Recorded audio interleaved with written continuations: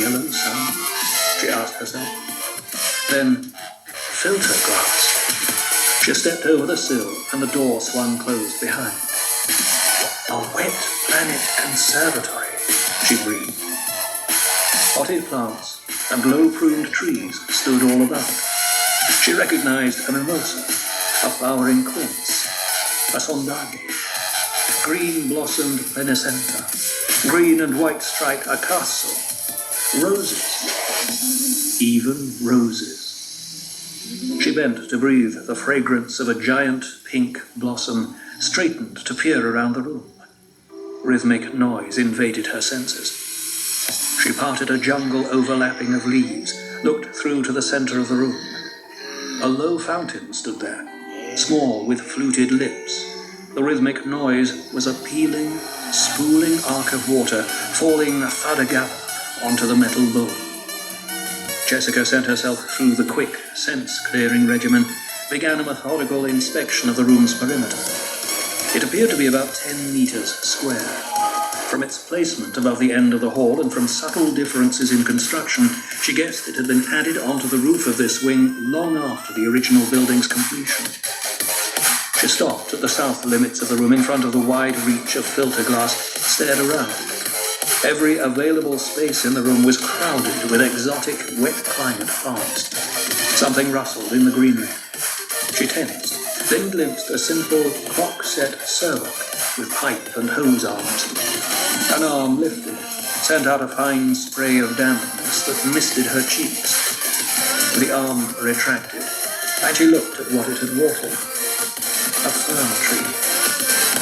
Water everywhere in this room.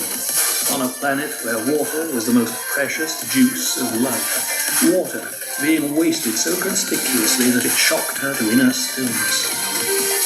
She glanced out at the filter-yellowed sun. It hung low on a jagged horizon above cliffs that formed part of the immense rock uplifting known as the Shield Wall. Filter glass, she thought, to turn a white sun into something softer and more familiar. Who could have built such a place? Later? It would be like him to surprise me with such a gift, but there hasn't been time, and he's been busy with more serious problems. She recalled the report that many Arakeen houses were sealed by airlock doors and windows to conserve and reclaim interior moisture.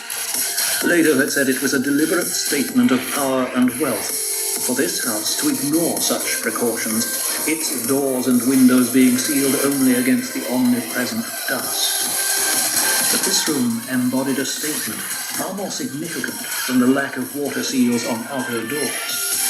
She estimated that this pleasure room used water enough to support 1,000 persons on Arrakis, possibly more. Jessica moved along the window, continuing to stare into the room. The move brought into view a metallic surface at table height beside the fountain, and she glimpsed a white notepad and stylus there, partly concealed by an overhanging fan leaf.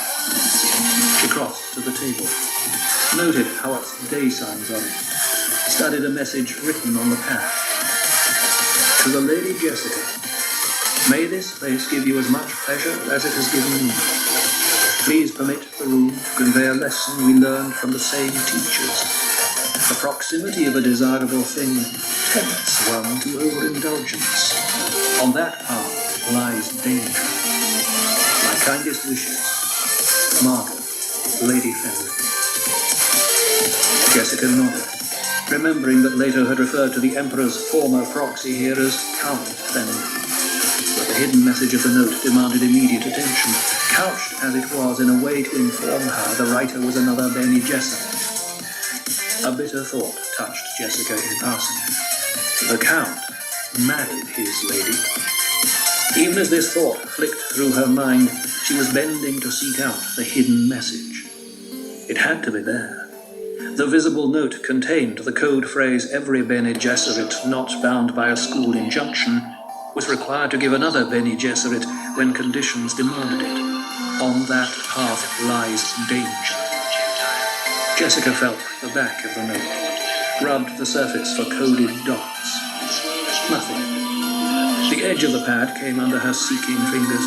Nothing. She replaced the pad where she had found it, feeling a sense of urgency. Something in the position of the pad? She wondered. But Howard had been over this room, doubtless had moved the pad. She looked at the leaf above the pad. The leaf. She brushed a finger along the undersurface, along the edge, along the stem. It was there. Her fingers detected the subtle coded dots, scanned them in a single passage. Your son and the Duke are in immediate danger. A bedroom has been designed to attract your son. The H loaded it with death traps to be discovered, leaving one that may escape detection. Jessica put down the urge to run back to Paul. The full message had to be learned. Her fingers sped over the dots. I do not know the exact nature of the menace, but it has something to do with a bed.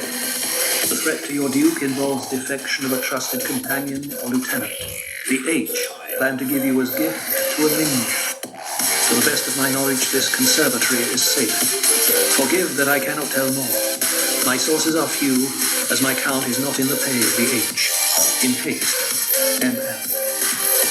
Jessica thrust the leaf aside, whirled to dash back to Paul. In that instant, the airlock door slammed open. Paul jumped through it, holding something in his right hand, slammed the door behind him. He saw his mother, pushed through the leaves to her, glanced at the fountain, thrust his hand, and the thing it clutched under the falling water. Paul! She grabbed his shoulder, staring at the hand. What is that? He spoke casually, but she caught the effort behind the tone. Hunter-seeker. Caught it in my room and smashed its nose. But I walked to the shore. Water should short it out. Immerse it, she commanded.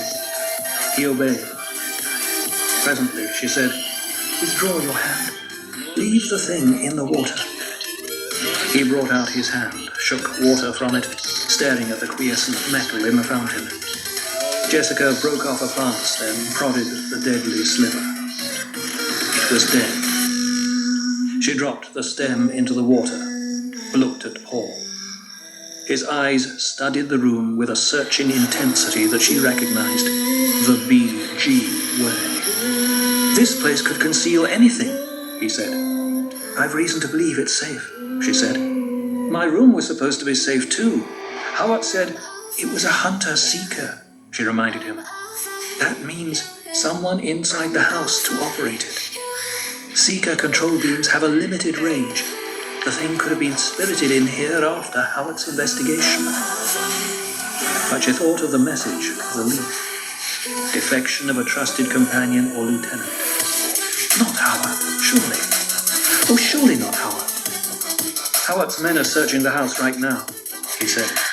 That seeker almost got the old woman who came to wake me. The shadow makes, Jessica said, remembering the encounter at the stairs. A summons from your father to... That can wait, Paul said. Why do you think this room's safe? She pointed to the note, explained about it. He relaxed slightly. But Jessica remained inwardly tense, thinking, a hunter-seeker. Merciful mother. It took all her training to prevent a fit of hysterical trembling. Paul spoke matter-of-factly. It's the Harkonnens, of course. We shall have to destroy them. A rapping sounded at the airlock door. The code knock of one of Howard's call. Come in, Paul called. The door swung wide and a tall man in a tradie's uniform with a Howard insignia on his cap leaned into the room. There you are, sir, he said. The housekeeper said you'd be here. He glanced around the room. We found a cairn in the cellar and caught a man in it. He had a seeker console. I want to take part in the interrogation, Jessica said. Sorry, my lady. We messed him up catching him. He died. Nothing to identify him? She asked. We found nothing yet, my lady. Was he an Arakeen native? Paul asked. Jessica nodded at the astuteness of the question. He has the native look, the man said. Put into that cairn more than a month ago, by the look, and left there to await our coming. Stone and mortar where he came through into the cellar were untouched when we inspected the place yesterday. I'll stake my reputation on it. No one questions your thoroughness, Jessica said. I question it, my lady. We should have used sonic probes down there. I presume that's what you're doing now, Paul said. Yes, sir. Send word to my father that we'll be delayed. At once, sir. He glanced at Jessica. It's Howard's order that under such circumstances as these, the young master be guarded in a safe place. Again, his eyes swept the room. What of this place? I've reason to believe it's safe, she said. Both Howard and I have inspected it. Then I'll mount guard outside here, milady, until we've been over the house once more. He bowed, touched his cap to Paul, backed out and swung the door closed behind him. Paul broke the sudden silence, saying, "Had we better go over the house later ourselves? Your eyes might see things others would miss." "This wing was the only place I hadn't examined," she said. "I put it off to last because Howard gave it his personal attention," he said. She darted a quick look at his face, questioning. "Do you distrust Howard?" she asked. "No, but he's getting old. He's overworked. We could take some of the load from him." "That'd only shame him and impair his efficiency," she said. "A stray insect won't be able to wander into this wing after he hears about this. He'll be shamed that we must take our own measures," he said. "Howard has served 3 generations of Atreides with honor," she said. "He deserves every respect and trust we can pay him, many times over." Paul said, "When my father is bothered by something you've done, he says, 'Bene Gesserit,' like a swear word." "And what is it about me that bothers your father? When you argue with him, you are not your father, Paul." And Paul thought, "It'll worry her, but I must tell her what that Mapes woman said about a traitor among us." "What are you holding back?" Jessica asked. "This isn't like you, Paul." He shrugged, recounted the exchange with Mapes, and Jessica thought of the message of the leaf. She came to a sudden decision, showed Paul the leaf, told him its message. "My father must learn of this at once," he said. "I'll radiograph it in code and get it off." "No," she said. "You will wait until you can see him alone. As few as possible must learn about it." "Do you mean we should trust no one?" "There's another possibility," she said. "This message may have been meant to get to us. The people who gave it to us may believe it's true, but it may be that the only purpose was to get this message to us." Paul's face remained sturdily somber. "To sow distrust and suspicion in our ranks, to weaken us that way," he said. "You must tell your father privately and caution him about this aspect of it," she said. "I understand." She turned to the tall reach of filter glass, stared out to the southwest where the sun of Arrakis was sinking, a yellowed ball above the cliffs. Paul turned with her, said, "I don't think it's Howard either. Is it possible it's you?" "He's not a lieutenant or companion," she said. "And I can assure you, he hates the Harkonnens as bitterly as we do." Paul directed his attention to the cliffs, thinking, and it couldn't be Gurney or Duncan. Could it be one of the sub-lieutenants? Impossible. They're all from families that have been loyal to us for generations, for good reason. Jessica rubbed her forehead, sensing her own fatigue. So much peril here. She looked out at the filter-yellowed landscape, studying it. Beyond the ducal grounds stretched a high-fenced storage yard, lines of spice silos in it with stilt-legged watchtowers standing around it like so many startled spiders. She could see at least 20 storage yards of silos reaching out to the cliffs of the shield wall. Silos repeated, stuttering across the basin. Slowly, the filtered sun buried itself beneath the horizon. Stars leaped out. She saw one bright star so low on the horizon that it twinkled with a clear, precise rhythm, a trembling of light. Blink, blink, blink, blink, blink. Paul stirred beside her in the dusky room. But Jessica concentrated on that single bright star, realizing that it was too low, that it must come from the shield wall cliffs. Someone signaling. She tried to read the message, but it was in no code she had ever learned. Other lights had come on down on the plain beneath the cliffs, little yellows spaced out against blue darkness. and one light off to their left grew brighter, began to wink back at the cliff very fast. Blink, squirt, glimmer, blink, and it was gone. The fourth star in the cliff winked out immediately. Signals, and they filled her with premonition. Why were lights used to signal across the basin? She asked herself. Why couldn't they use the communications network? The answer was obvious. The communinet was certain to be tapped now by agents of the Duke later. Light signals could only mean that messages were being sent between his enemies, between Harkonnen agents. There came a tapping at the door behind them, and the voice of Howard's man. All clear, sir, my lady. Time to be getting the young master to his father. It is said that the Duke Leto blinded himself to the perils of Arrakis, that he walked heedlessly into the pit. Would it not be more likely to suggest he had lived so long in the presence of extreme danger, he misjudged a change in its intensity? Or is it possible he deliberately sacrificed himself that his son might find a better life? All evidence indicates the Duke was a man not easily hoodwinked. From Muad'Dib, Family Commentaries by the Princess Ilalon. The Duke Leto Atreides leaned against the parapet of the landing control tower outside Arrakeen. The night's first moon, an oblate silver coin, hung well above the southern horizon.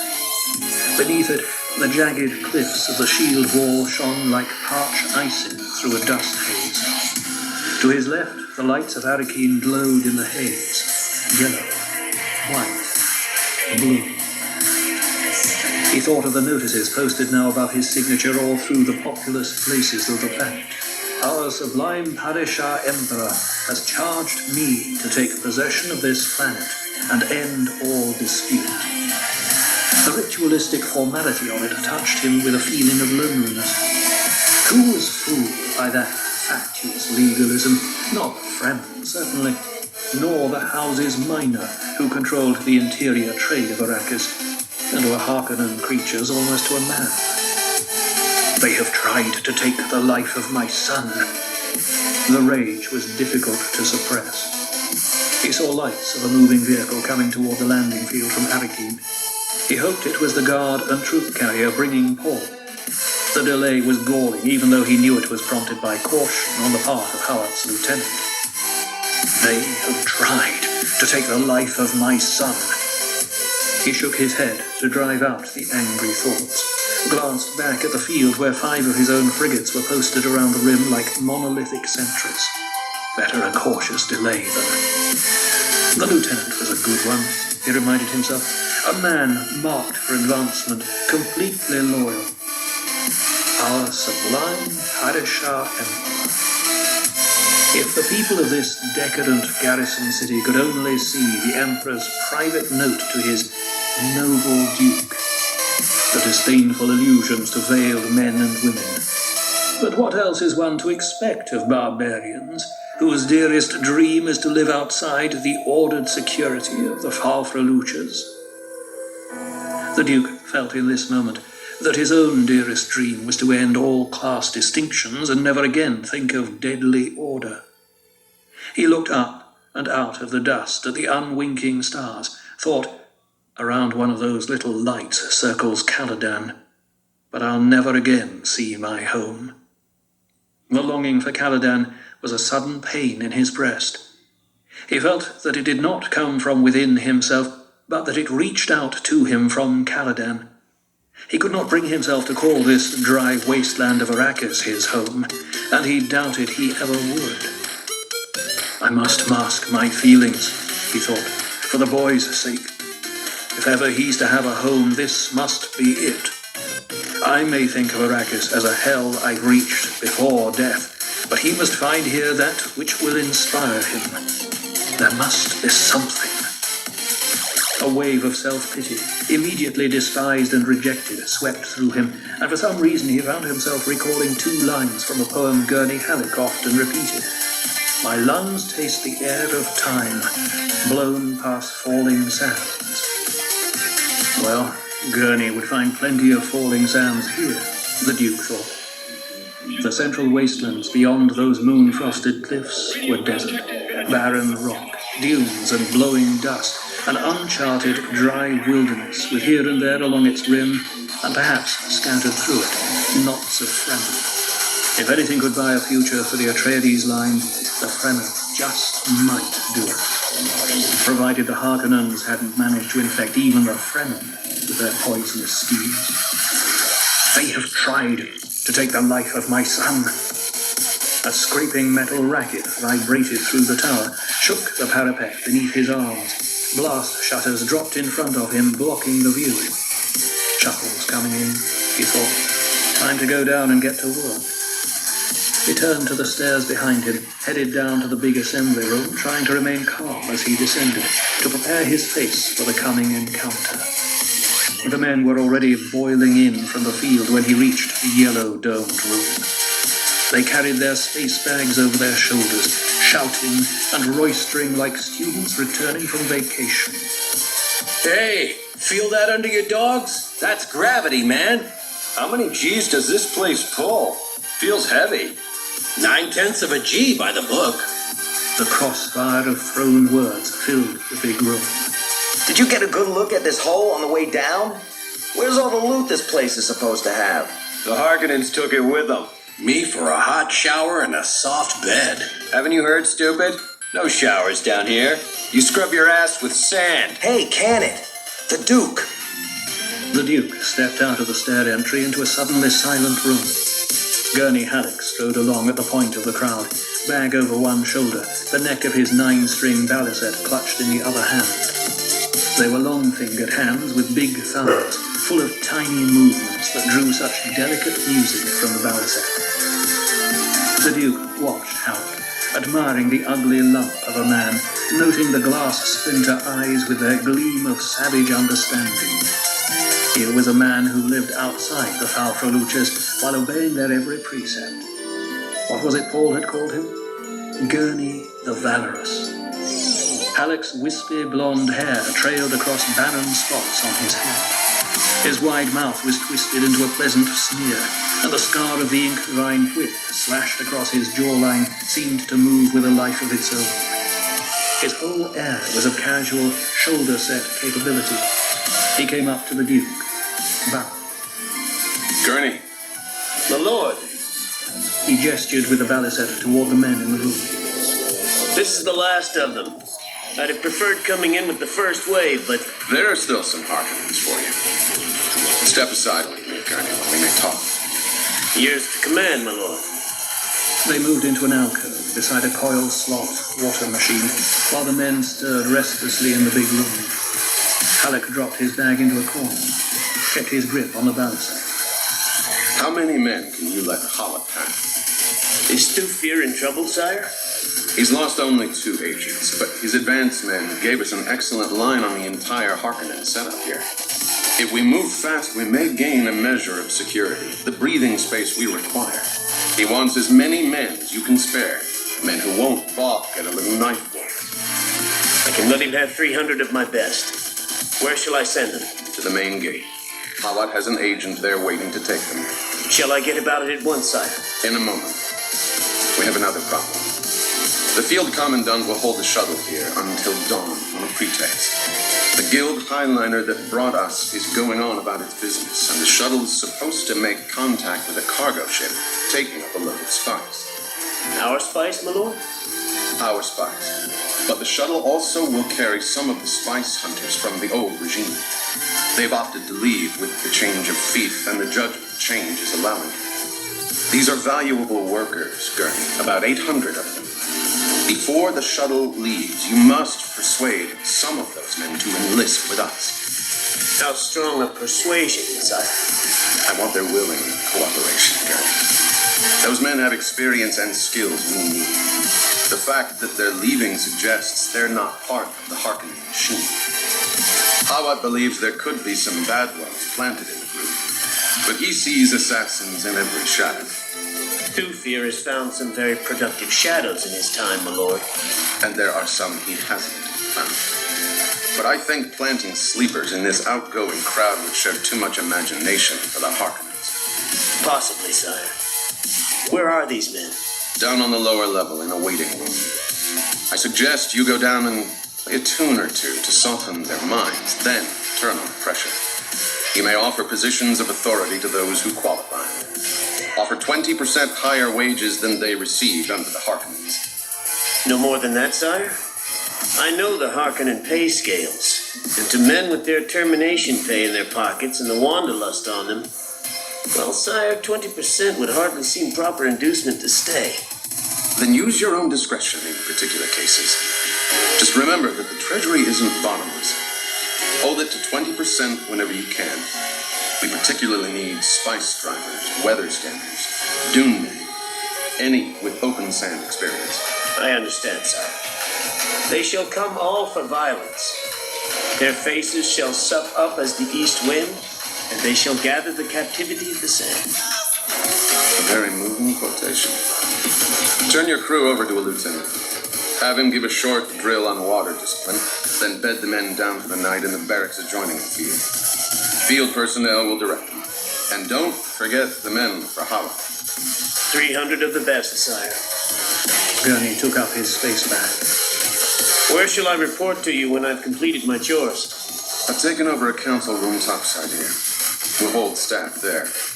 I want to arrange a new planetary dispersal order with armored squads going up first. Halleck stopped in the act of turning away, caught Leto's eye. Are you anticipating that kind of trouble, sire? I thought there was a judge of the change here. Both open battle and secret. There'll be blood aplenty spilled here before we're through. And the water which thou takest out of the river shall become blood upon the dry land. Hurry back, Gurney. Very good, my lord. Behold, as a wild ass in the desert, go I forth to my work. The whip scar rippled to his grin. He turned, strode to the center of the room, paused to relay his orders, hurried on through the men. Leto shook his head at the retreating band. Halleck was a continual amazement, a head full of songs, quotations, and flowery phrases, and the heart of an assassin when it came to dealing with a Harkonnen. Presently, Leto took a leisurely diagonal course across to the room, acknowledging salutes with a casual hand wave. He recognized the propaganda corpsman, stopped to give him a message that could be relayed to the men through channels. Those who had brought their women would want to know the women were safe and where they could be found. The others would wish to know that the population here appeared to boast more women than men. The Duke slapped the propaganda man on the arm, a signal that the message had top priority to be put out immediately, then continued across the room. He nodded to the men, smiled, traded pleasantries with a subaltern. Command must always look confident, he thought. All that faith riding on your shoulders while you sit in the critical seat and never show it.